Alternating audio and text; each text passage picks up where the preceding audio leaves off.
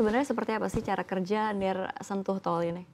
Ya, pada dasarnya kan ini adalah satu teknologi di mana pergerakan kendaraan dideteksi oleh satelit, ya. Kemudian nanti sistem pembayarannya akan dilakukan secara otomatis, ya, sehingga dengan adanya sistem ini kita tidak lagi memerlukan gerbang, ya, di mana gerbang tol itu menjadi salah satu titik kemacetan, ya, pada saat kendaraan keluar dari sistem tol atau masuk ke dalam sistem tol. Ya, dengan sistem ini diharapkan kita bisa mengurangi kemacetan, ya, akibat di gerbang tol, dan yang lebih penting lagi kita punya data yang real terhadap pergerakan kendaraan. Data real time ya? Ya, data real time segala macam, dan yang lebih bagus lagi nanti adalah kalau kita sudah punya data real dan kemudian pengambilannya bisa otomatis, kita bisa melakukan integrasi tarif dengan lebih baik.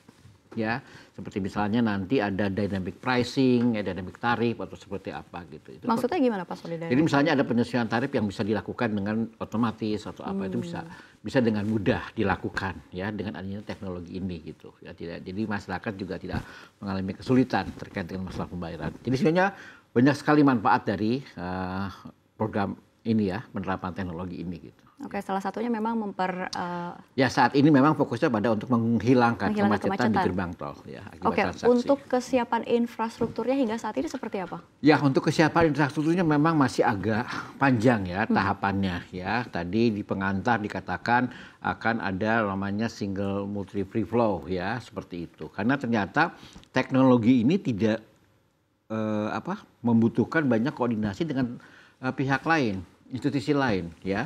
Misalnya data kendaraan. Data kendaraan kita kan sangat beragam. Ya kan, database-nya juga kita perbaiki. Terus kemudian juga nanti aliran keuangannya seperti apa. Kemudian nanti data ini kan surat pergerakan kendaraan dipantau oleh satelit. Ya. Bagaimana dengan masalah kerahasiaan data segala macam. Nah, ini perlu kita bicarakan, ya. Dan untuk itu kita butuh yang namanya payung hukum agar ada koordinasi seperti itu. Dan payung hukumnya itu adalah peraturan pemerintah tentang jalan tol yang baru disahkan kemarin, bulan Mei kemarin.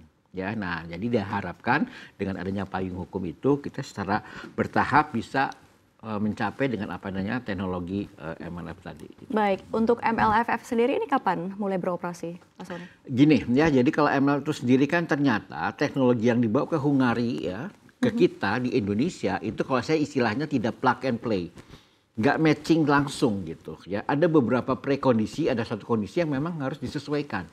Pertama memang dari teknologinya itu sendiri, kemudian dari environment kita juga gitu, ya. Kayak tadi yang saya katakan database segala macam. Di sananya waktu di asal muasalnya teknologi ini di Hungari itu kan hanya mengenal satu jenis kendaraan, ya, diterapkan untuk satu jenis kendaraan berat, ya, kendaraan logistik, ya.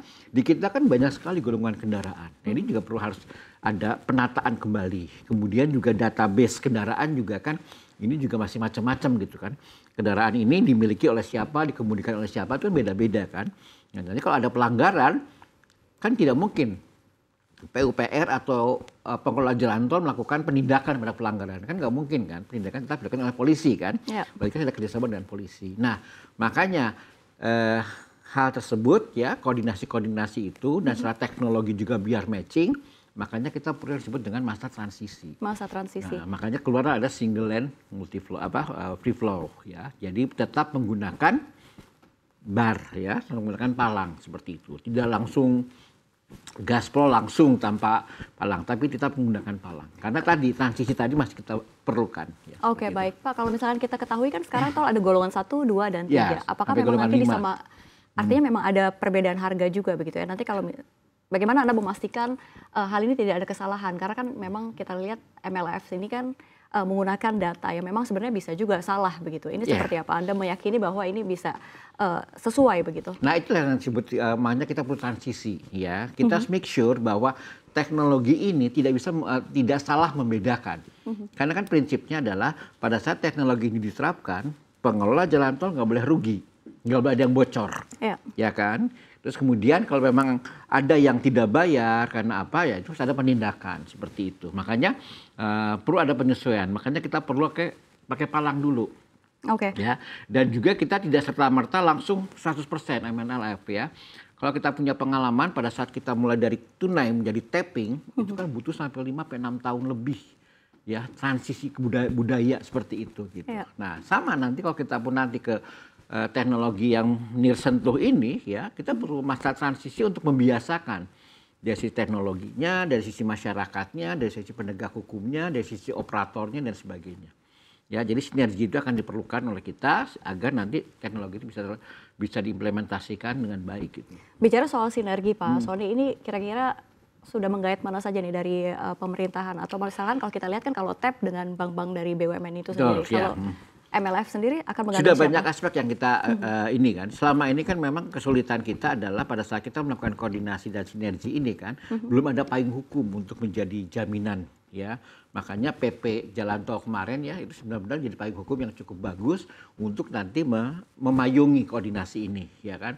Nah, sisi lain terkait dengan masa collecting, itu kan nilai yang sangat besar, itu kira-kira sampai 3 triliun dalam setahun gitu ya, pengelolaan uang masuk dari pengguna jalan tol. Nah, itu kan harus dikelola oleh satu badan atau apa yang bisa menghandle ya transaksi seperti itu.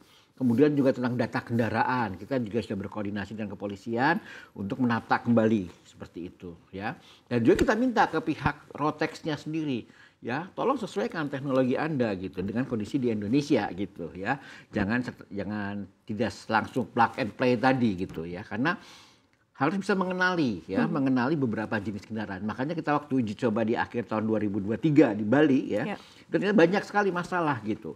Ya, kita sudah mengidentifikasi kondisi-kondisi sekitar 172 kondisi. Ya kan? Nah, dari 172 kondisi ini belum semuanya dicoba ya.